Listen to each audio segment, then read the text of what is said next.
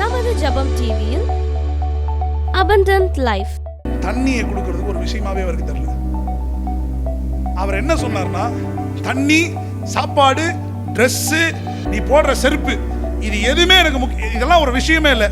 ஆனா ஒரே ஒரு மேட்டர் மட்டும் எனக்கு என் மைண்ட்ல ஓடுறேன்னா, நீ கானான் தேசத்துக்கு போகணும். Every Wednesday, Abundant Life program at 7 p.m. Only on Jabam TV. எடுத்து வாசிப்போம் இம்மாதத்தின் தீர்க்க தரிசனமான செய்தியை. ஏசாயாவின் புஸ்தகம்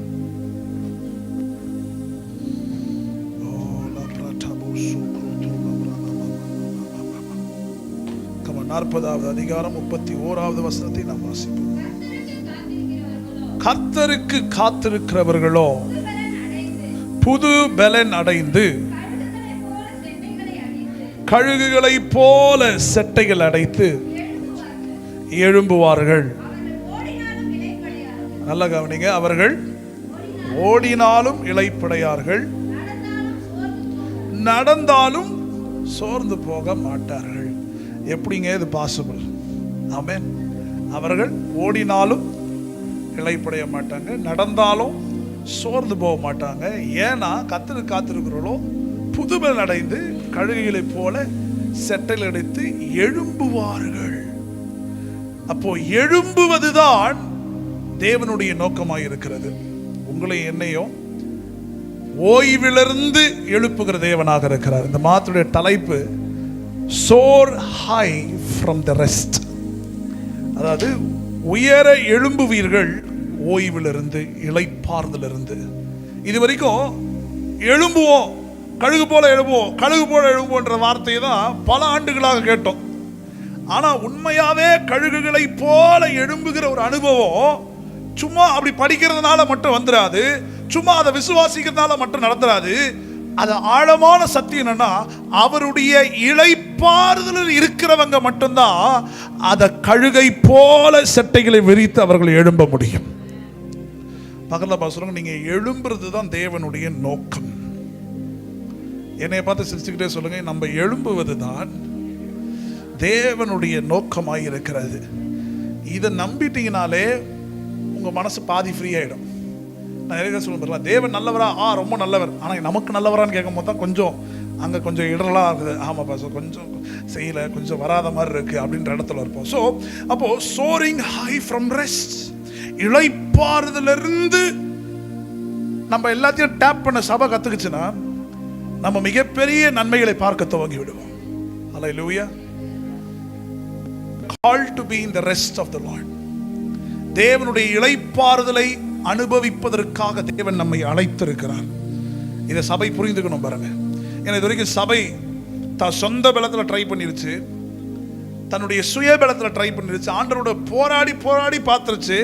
ஆனால் ஒரு இடத்திற்கு மேலே நம்ம ஸ்ட்ரக் ஆகி நின்றுறோம். ஆமாவா இல்லையா? இன்னைக்கு ஆண்டவர் உங்களுக்கு ஒரு ஆழமான விஷயத்தை சொல்லிக் கொடுக்க விரும்புகிறார். நீங்கள் ஸ்ட்ரக் ஆகிற ப்ராப்ளமே, நம்ம ஜெபமே சில டைம் நம்ம சொந்த பலத்தினால இருப்பதனால ஜெபமும் மேல் ஃபங்க்ஷன் ஆகிட்டே இருக்குது. ஸோ இன்னைக்கு தேவன் சொல்லுகிறார், ஓய்வில் இருந்து இளைப்பாறுதல இருந்து கர்த்தர் உங்களை உயர கழுகை போல உயர எழும்ப வைப்பார். அதுதான் நம்முடைய திட்டமாக இருக்கிறது. நல்ல ஒரு ஆமென். எத்தனை பேர் நம்புறீங்க? ஆகஸ்ட் நல்ல ரெஸ்ட், இன்னும் ரெஸ்ட். நான் ஆல்ரெடி ஜூலைலேருந்து இது பேசிக்கிட்டே இருக்கிறேன். ஜூன்லேருந்து பேசுகிறேன். தேவகுமாரன் வெளிப்படணும்னு சொல்லியிருக்கிறேன். ஜூலையில் உங்களுக்கு அழகாக ரெஸ்ட்டை குறித்து நான் பேசினேன். எந்த அளவுக்கு ஜோயே லைஃப் எப்படி நம்ம வாழணும். ஸோ அந்த ரெஸ்ட்டை நான் மறுபடியும் உங்களுக்கு எல்லாத்தோடய கனெக்ட் பண்ணி, ஏன்னா ரெஸ்ட்டில் இல்லாமல் நம்ம எதை செஞ்சாலும் தேவனுக்கு விரோதமாக தான் நின்றுட்டு இருக்கிறோம். அவர் சொன்ன வார்த்தைக்கு, அவர் ரெஸ்ட்லேருந்து நீ ஆப்ரேட் பண்ணணும்னு சொல்லும் பொழுது, நான் ரெஸ்ட்டில் இல்லாத பொழுது என்னால் எதையுமே ஃபங்க்ஷன் பண்ண முடியாத நிலைமையில் நம்ம தவித்து கொண்டிருக்கிறோம். ஹல்லேலூயா. செத்த போய் நம்புறீங்க, தேவன் உங்களை இளைப்பாற வைப்பார். ஆமென். இளைப்பாறுதல் என்பது என்ன ஞாபகம் இருக்குங்களா? ஓட்ட பக்கெட்டை எங்கே போய் முழுக்கணுமா? ஒரு ஆற்று தண்ணியில் போய் முக்குனா என்ன ஆகுமா? பக்கெட்டு முழுவதுமாய் தண்ணி நிரம்பும். ஸோ அந்த கான்ஸ்டன்ட் சப்ளை ஒருத்தருக்குள்ள, அவருடைய இளைப்பாறுதல் கான்ஸ்டண்ட்டாக அதுக்குள்ளே இருக்கும் பொழுது, இப்போ ஃபார் எக்ஸாம்பிள், எத்தனை பேர் நீச்சல் குளம்லாம் போயிருக்கிறீங்களா? ஸ்விம்மிங் பூல் போயிருக்கிறீங்களா? Pump set. சரி, அவ்வளோ டென்ஷனாக இருக்கிற நீங்கள் அந்த தண்ணிக்குள்ளே போனால் எப்படி ஆகிடுவீங்க? அப்படியே ஒரு மாதிரி ரிலாக்ஸ்ட் ஆகிடும் பாருங்க.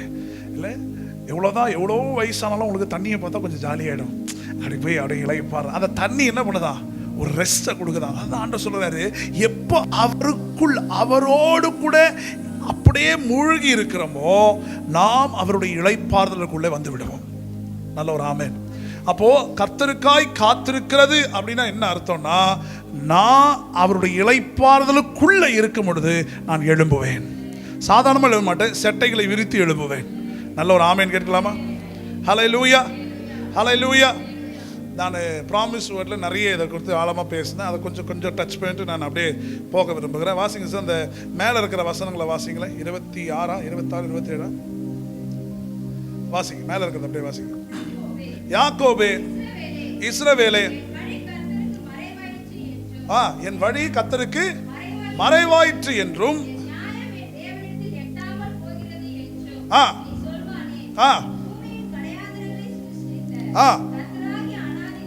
அநாதி தேவன் சோர்ந்து போவதும் இல்லை, இளைப்படைவதும் இல்லை.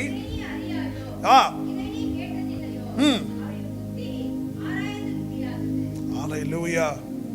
அதுக்கப்புறம் வாசிங்க சிஸ்டர். சோர்ந்து போறவனுக்கு அவர் பலன் கொடுத்து, போதும். நல்ல ஒரு ஆமென். பாருங்களேன், இது மேலே நம்ம வாசிக்கிற மகளை மேலே அப்படியே கொண்டு வா. இப்போ அங்கே அந்த புலம்பல் வாசிக்கிற வசனம், யாக்கோபே இஸ்ரவேலே, என் வழியை கர்த்தருக்கு மறவாயிற்று என்றும் நீ நியாயம் என் தேவனிடத்தில் எட்டாமல் போகுது என்று நீ சொல்வானேன். அப்படின்றது நம்ம வந்து என்ன பண்ணுறோமா, நிறைய டைம் நம்ம ப்ரேயர் டைமில் உட்காரும் போது தேவன் என் ஜெபத்தை கேட்டாரா, தேவனுடைய பதில் கொடுப்பாரா இப்படின்ற கன்ஃபியூஷன்லே இருக்கிற நாம், ஆண்டவர் சொல்கிறார், இது எல்லாமே நீ இளைப்பாறிலிருந்து வெளியே இருக்கும் பொழுதெல்லாம் உன் இருதயத்தில் எப்படிப்பட்ட எண்ணங்கள் வருதா, உங்களுடைய தாட் ப்ராசஸ் எல்லாமே ஸ்ட்ரக்காக உடைஞ்சு நிக்குதா? நம்ம எப்படி தேவனை பார்த்துக்கிறோம்? ஆண்டவரே, உங்க வழி என்ன இருக்குன்னு தெரியல, நான் மறைந்து போயிட்டேனா, என்னுடைய ஜெபம் உங்களுக்கு கேட்டுருச்சா கேட்கலையா அப்படின்ற அளவுக்கு ரொம்ப சோர்ந்து போயிட்டார். சம்டைம்ஸ் நம்ம நினைக்கிறோம் தேவனே நம்ம ஆசீர்வதிக்க சோர்ந்து போயிட்டாருன்னு. தேவனே என்னைய பிளஸ் பண்றதுல சோர்ந்து போயிட்டாரு, அவருக்கு என் மூஞ்ச பார்த்தாலும் இரிட்டேட்டிங்கா இருக்கு அப்படின்ற ஒரு கற்பனைக்குள்ள போயிட்டு நம்ம என்ன பண்றோம், ஆண்டவரே கண்ணு இருக்கா, மூக்கு இருக்கா, காது இருக்கா, இப்படின்னு நம்ம ஜபம் எப்படி இருக்கா, ஜபமாவே இருக்கே தவிர அவருடைய இளைப்பாறுதலுக்குள்ள இருந்து நான் சகலத்தையும் பெற்றுக்கொள்ள முடியும் என்ற எண்ணத்திற்கு நான் வரல. இன்றைக்கு தேவன் சொல்லுகிறார், உன் இருதயத்தோட நீ போராடுகிற எண்ணங்களை தேவன் இந்த ஆகஸ்ட் மாதம் உடைத்து போட போகிறார். நல்ல ஒரு ஆமென். எத்தனை பேர் நம்புறீங்க இந்த வார்த்தையை? ஹல்லேலூயா, ஹல்லேலூயா. ஸோ நான் நம்புகிறேன் இந்த ஆகஸ்ட் மாதம் தேவன் ஒரு இளைப்பாறுதலுக்குள்ள நம்ம கொண்டு போய் அங்கிருந்து நம்மளை உயர எழும்ப கர்த்தர் செய்ய வைக்க போகிறார். நல்ல ஒரு ஆமென் கேட்கலாமா? ஹல்லேலூயா. முதல் காரியம், இந்த ரெஸ்ட் நமக்கு என்ன கொண்டு வருது, அதாவது நான் உயர எழும்பணும் அப்படின்னு உங்களுக்கு என்னென்ன தாட்ஸ் எல்லாம் வருது சொல்லுங்க பார்ப்போம். உயர எழும்பணும்னு என்னெல்லாம் யோசிச்சிங்க? நான் சொல்லுமா, உயர எழும்பணும் என்ன வருது உனக்கு? சொல்லு, டக்குன்னு சொல்லு. எனக்கு வேலையில் 50,000 சம்பளம் வேணும், அதுதான் அவருடைய முதல் ரிக்வஸ்ட்டாக இருக்கும். அடுத்தது நல்ல மணமகன் வந்தால் நான் கல்யாணம் பண்ணிப்பேன் அப்படின்னு அவர் சொல்லுவாள். அப்படி ஒவ்வொருத்தரும் நான் ரிக்வஸ்ட் கேட்டுட்டு போனேன்னா, இப்போ மனோஜ் அம்மா இருக்கிறாங்க, அவங்கள போய் பார்த்து உங்களுக்கு என்ன ரிக்வஸ்ட்னு கேட்டால் என் பிள்ளைங்க ரொம்ப நல்லா இருக்கணும் அப்படின்னு அவங்க சொல்ல வாய்ப்பு இருக்குது. இப்படி ஒவ்வொருத்தரையும் நான் கூப்பிட்டு என்னென்ன வேணா பண்ண போகிறோம், எங்கே கம்பேர் பண்ணிப்போம். என்னை உயர எழும்ப வைக்கிறார் அப்படின்னு உடனே நம்ம எங்கே போயிடுறோம், கர்த்தர் இந்த ப்ரேயர் ரிக்வஸ்ட் தான் ஃபிட் பண்ண போகிறாரு, எனக்கு எல்லாம். அப்போது நம்ம எண்ணங்கள்லாம் எங்கே போகுது, நம்முடைய நீட்ஸுக்கு நேராக போகுது, நம்முடைய தேவைக்கு நேராக போகுது. புரிஞ்சுக்கிறீங்களா? தூங்குறவங்களாம் சத்தம் ஒரு ஆமேன், உஷாராக தான் இருக்கீங்க, அங்கங்கே கொஞ்சோண்டு ஆமேன் வருது. ஓகே, நல்லா புரிஞ்சுக்கோங்க. இளைப்பாறுதல் ஜெபிக்கிறது என்ன அப்படின்னு அப்ப பாருங்க. இப்போ நம்ம ஜெபிச்ச உடனே நம்ம தாட் ப்ராசஸ் எங்க போதான், இப்போ கர்த்தர் உனக்கு எழுப்ப போறாருன்னு உங்களுக்கு நேரம் உங்க எண்ணம் எங்க நிக்குது, 50,000 சம்பளம், ஓகே இந்த மாசம் கடன் தீர்த்துருவாரு, அதனாலதான் பாஸ்டர் நீங்க பிரசங்கம் பண்றாரு, உயர எழும்புவே அப்படின்னு ஏன் சொன்னார்னா அவர் என் தேவையை பார்த்தா சொன்னார், அதனால கர்த்தருக்கு ஸ்தோத்திரம் அப்படின்னு இன்னைக்கும் கிறிஸ்துவ சமுதாயம் இதை நோக்கி தான் ஓடிக்கிட்டு இருக்குது. அதனாலதான் கொஞ்ச தூரம் போன பிறகு ஸ்டக் ஆன உடனே எதுவுமே ஒர்க் ஆகல. எதெல்லாம் ஒர்க் ஆகல?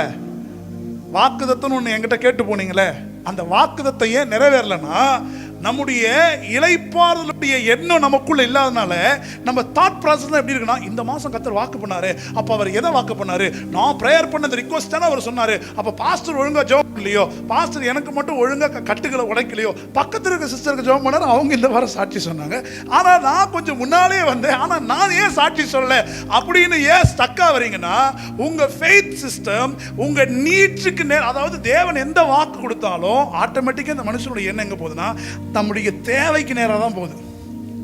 ஆனா அந்த ரெஸ்ட் என்ன தெரியுமா பண்ணுவோம்? உங்க தேவைக்கு நேரம் அது கொண்டு போவாது, தேவன் வைத்திருக்க நோக்கத்துக்கு நேராக அது கொண்டு போகும். அப்போ இளைப்பாறுதல் என்பது உங்க தேவையை நோக்கி வர்றதல்ல. ஏன்னா உங்க தேவை மேக்சிமம் என்ன? உங்க தேவை 5 தேவை இருக்குது. அக்கௌண்ட் பேலன்ஸ் ஃபுல்லா இருக்கணும், நினைக்கும் போது எல்லாருக்கும் உதவி செய்யணும், அப்புறம் வேற என்ன? சந்தோஷமா இருக்க, சமாதானமா இருக்கணும், லெக் பீஸ் வந்தா எனக்கு வந்துடணும். அதுதான் நம்முடைய எண்ணம். ஆமாவா இல்லையா? எல்லாம் நல்லா இருக்கும், பசங்க பிள்ளைங்களும் நல்லா இருக்கணும். ஸோ இப்போ இதெல்லாம் தேவனால் நிறைவேற்ற முடியாத டாஸ்கா அப்படின்னு கேட்டீங்கன்னா அவரால் முடிகிற டாஸ்க் தான். ஆனா இந்த பேசிக் நீட்ஸே நான் ஸ்ட்ரகிள் பண்ணிட்டு இருக்கிறேன். எதை வச்சு ஃபைட் பண்ணிட்டு இருக்கிறேன்னா, எனக்கு வந்த வாக்குத்தத்தை வச்சு தேவன்ட்ட வழக்காட்டு இருக்கேன், செய்றீங்களா செய்றீங்களா செய்றீங்களா. ஆனா தேவன் என்ன சொல்றாருன்னா, அம்மா நல்லா புரிஞ்சுக்க, நீ இளைப்பாறுதலுக்கு வெளியே இருக்கிற வரைக்கும் உன் தேவை சந்திக்கப்படுதான்றது மட்டும்தான் உன் நோக்கமா இருக்கும். ஆனா தேவனுடைய நோக்கம் என்னன்னா, நீ இளைப்பாறுதலுக்குள்ள வந்துட்டீங்கன்னா உன் தேவை அவருக்கு மேட்டர் இல்ல, உன்னை வைத்து அவர் செய்ய வேண்டிய நோக்கங்களை நிறைவேற்ற வேண்டும் என்றுதான் அவருடைய எண்ணம். உங்க நோக்கத்தை நிறைவேற்றிட்டாருன்னா உங்க தேவை என்ன ஆயிடும்? பக்கத்துல பசங்க சந்திக்கப்படும். நான் ஒரு மிராக்கிள் சொல்கிறேன். நேற்று நான் மீட்டிங்கில் இங்கே இல்லை, வேறு இடத்துல பசங்களுக்கு போகிறேன். போகிறதுக்கு முன்னாடி இப்போ கேம்ப் இருக்குது.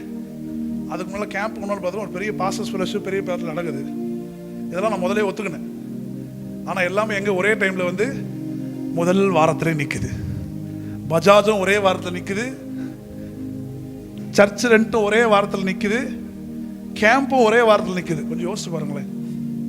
அப்போ யோசிக்கிட்டே போகிறேன் காரில், ஆண்டவரே இது எப்படி நான் பண்ண போகிறேன்னு தெரில, ஆனால் இப்போ நான் ரிலாக்ஸ் பண்ணுறேன் ஆண்டவரே, எனக்கு ஒரு தாட் மட்டும் கொடுங்க ஆண்டவரே, இந்த ஒரு டாஸ்க்கை நான் ஃபினிஷ் பண்ணிட்டேன்னா எப்படியாவது மற்ற ஓட்டம். இப்படியே காரில் பேசிக்கிட்டே போகிறேன். இப்போ நேற்று போய் ஒரு இடத்துல பிரசங்கம் பண்ணுறேன். பிரசங்கம் பண்ணி முடிச்சுட்டு ரொம்ப ஒரு சாதாரண ஒரு சபை தான். அந்த சபையை முடிச்சுட்டு உட்காந்துக்கிட்டே இருக்கிறேன். ஒருத்தர் ஓடி வந்து ஒரு வார்த்தை எனக்கு சொல்லலை, ஒரு வார்த்தை கூட என்னை பார்த்து அவர் பேசலை. ஏன்னா அந்த சேர்த்து சொல்லிட்டாங்க, முதலே சொல்லிட்டாங்க என்னென்னா, பாஸ்டர் வாங்க நீங்கள் இறங்கிலாம் ஜோம் பண்ணுவீங்களா அப்படின்னு கேட்டார். இல்லை நீங்கள் ஓகே சொன்னதை இறங்கி ஜோம் நான் ஜோம் பண்ண மாட்டேன். ஸோ அப்படியே உட்காந்துட்டு இருக்கும்போது ஒருத்தர் ஓடி வந்துட்டு ஏன்னோ பாஸ்டர் எதுவுமே சொல்ல, பாஸ்டர் அப்படின்னு சொல்லிட்டு அப்படியே ஒரு தொகை எடுத்து என் கையில் வச்சேன். ஒரு ஆமின்னு சொல்ல மாட்டீங்களா? அது எதுக்கு நான் ஜோம் பண்ணேன்னா, ஆண்டவரே கேம்புக்கு சாப்பாடுக்கு எனக்கு தேவைப்படுது, உங்க பிள்ளைகளை போஷிப்பதற்காக ஒரு அற்புதத்தை செய்ய மாட்டீரோ அப்படின்னு சொன்ன அந்த இளைப்பாறுதலும் ஜெபம் பண்ண உடனே சம்மந்தமே இல்லாத ரொம்ப சாதாரணமா அப்படியே ரொம்ப ரொம்ப ஆர்டினரியா இருக்கிறாரு. ஆனால் அந்த moment when I prayed from the rest, உங்களை போஷிக்கிறதுக்கு ஒரு காகத்தை தேவன் அங்கிருந்து நல்லா கரங்களை தட்டலாமா? நான் சொல்றது புரிஞ்சுக்கிறீங்களா? அப்ப கழுகனை போல எழுப்பு வேணும். உடனே the entire church is turning to the needs what you have. உங்களுக்கு என்ன தேவையோ அதைத்தான் தேவன் பேச நினைக்கிறேன். அதை பத்தி அவர் பேசல, ஏன்னா அது அவருக்கு ஒரு விஷயமே இல்லை. அவர் எதை நோக்கி வர்றாருன்னா, உங்க வாழ்க்கையில் அவர் பேசின வாக்குத்தத்த நோக்கத்தை நிறைவேற்றுவதற்காக இந்த இளைப்பாறுதல் மிகப்பெரிய திட்டங்களை உங்களுக்கு செய்ய போகிறது. நல்ல ஒரு ஆமென். பக்கத்து பசங்க நோக்கம் முக்கியம், தேவை முக்கியம் இல்லை. ஆமென். ஹல்லேலூயா. ஆண்டவருக்கு பாருங்களேன், மன்னாவை கொடுக்கறதுக்கும் தண்ணியை கொடுக்கறதுக்கும் ஒரு விஷயமாவே அவருக்கு தெரியல. அவர் என்ன சொன்னார்னா, தண்ணி, சாப்பாடு, ட்ரெஸ்ஸு, நீ போடுற செருப்பு, இது எதுவுமே எனக்கு முக்கியம், இதெல்லாம் ஒரு விஷயமே இல்லை. ஆனால் ஒரே ஒரு மேட்டர் மட்டும் எனக்கு என் மைண்டில் விட்டுருக்கேன்னா, நீ கானான் தேசத்துக்கு போகணும். நோக்கம் என்ன? பர்பஸ் என்ன? எல்லாம் சொல்லல, கானான் தேசம். இஸ்ரவேலுடைய பர்பஸ் என்னவா இருந்துச்சு? தேவையா இருந்துச்சு. சாப்பாடு கொடுப்பீங்களா?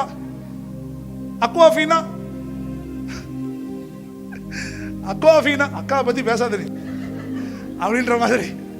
ஆண்டவர் அக்வாஃபீனா கொடுப்பீங்களா? ஆண்டவர் தேசத்தை கொடுப்பேன் அப்படின்னா இவன் கேட்கிறான், தண்ணி வருமா? நீ எல்லா ஜெயிச்சிருவிடா, அதெல்லாம் ஓகே. செருப்பு தேவைக்கூடாது, என் ட்ரெஸ் பழசாக கூடாது, நான் வெள்ளரிக்காவே சாப்பிட்றேன். அப்போ ஆண்டவர் வாக்கு பண்ணும் போதெல்லாம் இவங்க என்ன எதை நோக்கியது?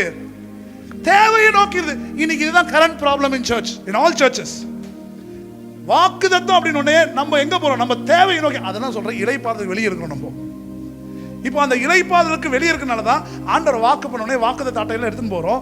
அது நிறைவேறாத போது ஸ்டக் ஆகி நடுவில் ஆண்டவருக்கு உங்களுக்கும் வாய்க்காத்து தகராறாக ஆயிடுது. பண்றீதா இல்லையா? கோச்சிக்கிட்டு போயிடுவேன், பைபிள் படிக்க மாட்டேன், ஜெபம் பண்ண மாட்டேன், சர்ச்சுக்கு போக மாட்டேன். ஏன்? அங்க போனா எனக்கு எதுவும் நடக்கல. ஆமீன் வரலையே. நிறைய பேர் கோச்சிங் மாதிரி போயிடுவாங்க. எல்லாரும் நடக்குது, எனக்கு மட்டும் நடக்கல. ஏன்னா நீங்க எனக்கு ஸ்பெஷலா ஜெபம் பண்ணல. பாருங்க, பிரச்சனை ஏன்ட்டே ஆண்டுட்டே.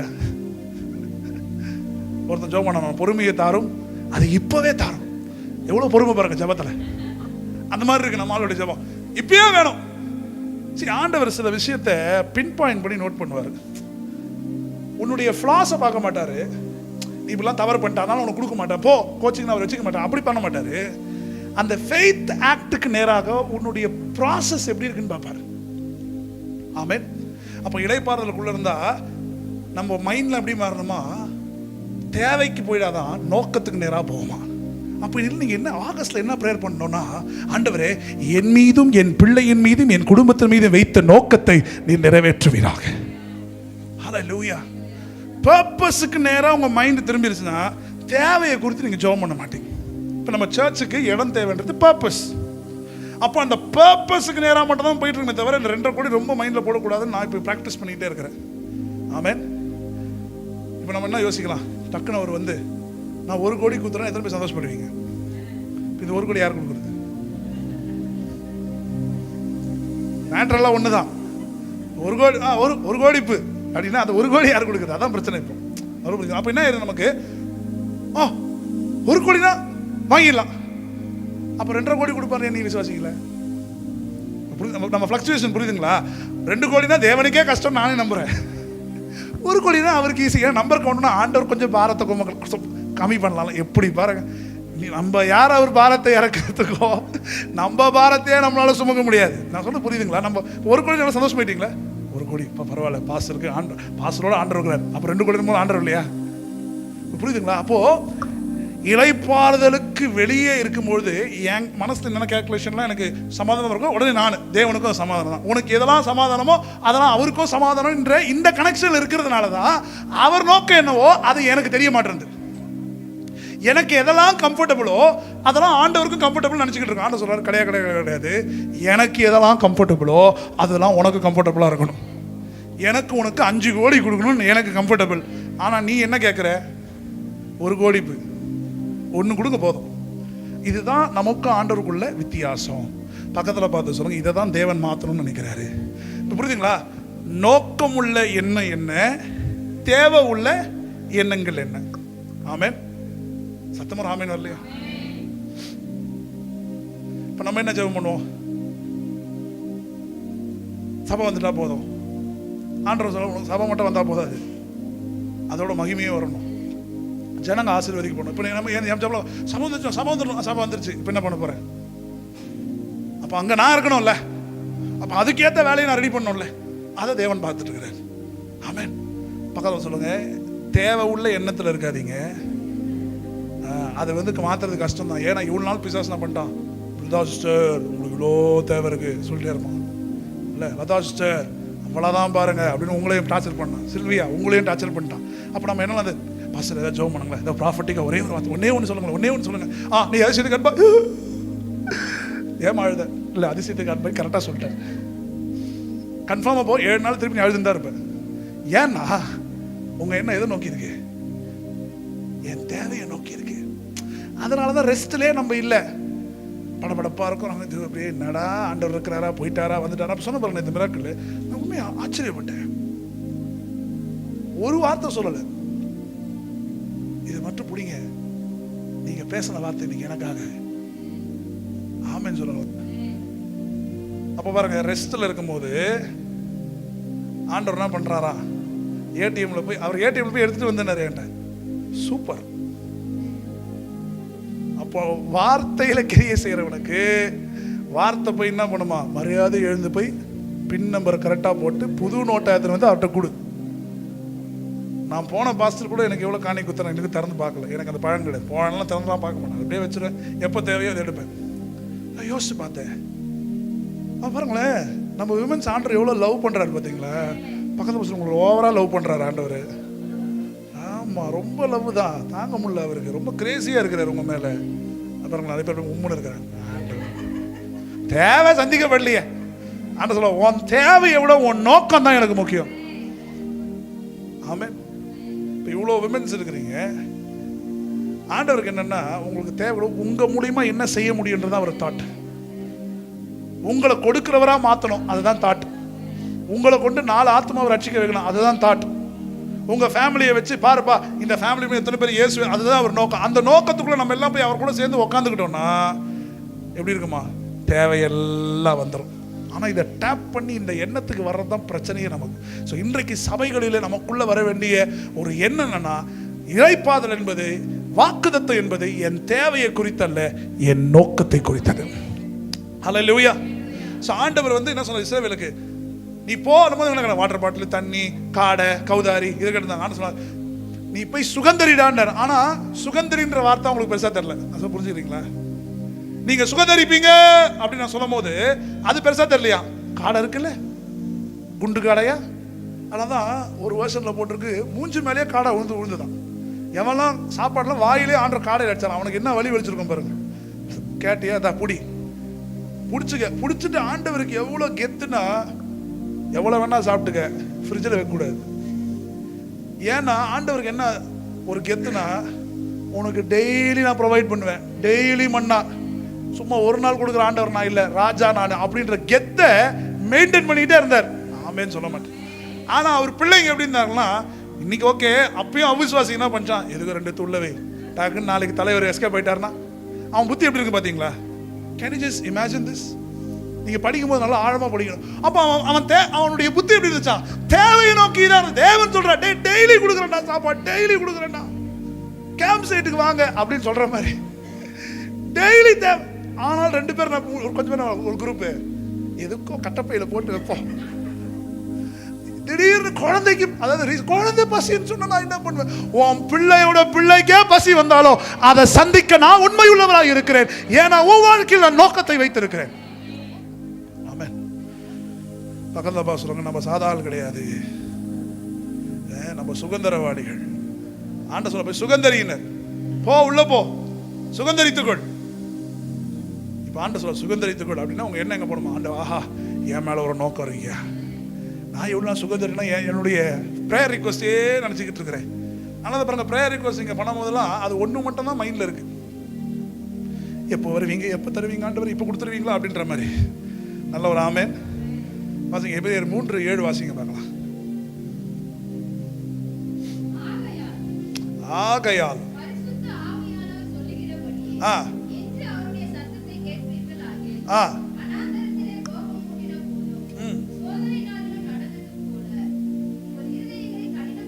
உங்க இருதயத்தை, ஆவியோட சத்தத்தை கேளுங்க. அப்புறம் என்ன சொல்றாரு? உங்க இருதயத்தை, அடுத்தது வாசிங்க தான் இன்ட்ரெஸ்டிங்கா இருக்கு பாருங்களேன். இப்ப ஆண்டவர் நம்மளை விஷ் பண்றாரு. அங்கே உன் பிதாக்கள் என்னை சோதித்து, என்னை பரீட்சை பார்த்து, போதும் ஒரு ஆமேன். ஆண்டவரே ஷபா, சோதிக்காதீங்களா என்னைய. சரி, பழைய ஏற்பாடுல என்ன போட்டிருக்கு? பழைய ஏற்பாடுல என்ன போட்டிருக்கு? யார் யாரை சோதிச்சா? யார் யாரை சோதிச்சா? ஜனங்க ஆண்டவரை சோதிச்சா. அவர் சொல்ல அதாவது வணங்கா கழுத்து, அதாவது ஜனங்க என்ன பண்ணிருக்காங்க? ஆண்டவரை சோதிச்சாங்க. இப்ப புதிய ஏற்பாடுல என்ன போட்டிருக்கு? ஆண்டவர் சொல்றாராம், எப்பா நீ என்ன சோதிக்கல, யார் சோதிச்சா? உங்கள் பிதாக்கள் என்னை சோதித்து, என்னை எக்ஸாமின் பண்ணி, என்னை பரீட்சை பார்த்து 40 வருஷம் அருன்னு என்ன அறுத்தானுங்க அப்படின்னு நான் சொல்லல, அவர் சொல்றாரு. ஆனா பழைய ஏற்பாட்டில் என்ன போட்டிருக்கு? ஜனங்க ஆண்டவரை சோதித்து. பக்கத்துல பார்த்து சொல்லுங்க, 2026 வரைக்கும் அவர் உங்களை சோதிக்கல, நீங்க தான் அவரை சோதிச்சிருக்கிறீங்க. எத்தனை பேர் புரிஞ்சுக்கிறீங்க? எத்தனை பேர் புரிஞ்சுக்கிறீங்க? ஆண்டவரே என்னைய ஏன் சோதிக்கிறீங்க அப்படின்னு அவங்களும் கேட்டாங்களாம். ஆனா புதிய ஏற்பாட்டில் இப்ப ஆண்டவரே சொல்றாரு, அப்பா இவனுங்களுக்கு நான் சொல்லி சொல்லி சொல்லி சொல்லி ட்ரை பண்றேன்ப்பா, இதான்ப்பா பிரச்சனை, இங்க பேர் மிஸ் ஆகுது, உன் ப்ராசஸ்ல மிஸ் சொல்லி சொல்லி பார்த்தா, ஆனாலும் அவங்க டெய்லி என்ன ப்ரேயர் பண்ணாங்களா? எங்களை ஏதோ சொல்லி நாங்க யாருக்கு என்ன பண்ணோம்? ஆண்டவர் நான் திரும்பிக்கிறேன், நான் யாருக்கு என்னடா பண்ணேன்? நான் சொல்ல, அவர் சொன்ன வசனத்தை தான் நான் உங்களுக்கு ரெஃபரன்ஸோட காட்டுறேன். நான் புரிஞ்சுக்கிறீங்களா இல்லையா? ஹல்லேலூயா, ஹல்லேலூயா. உங்க இருதயத்தை. அப்போ இப்ப இங்க பிரச்சனை என்னன்னு பாத்துக்கிட்டீங்களா? ஆண்டவருக்கு இருக்கிற மிகப்பெரிய பிரச்சனை என்னன்னா, உங்க தவறு இல்ல, உன் இருதயம் கடினப்படுறது.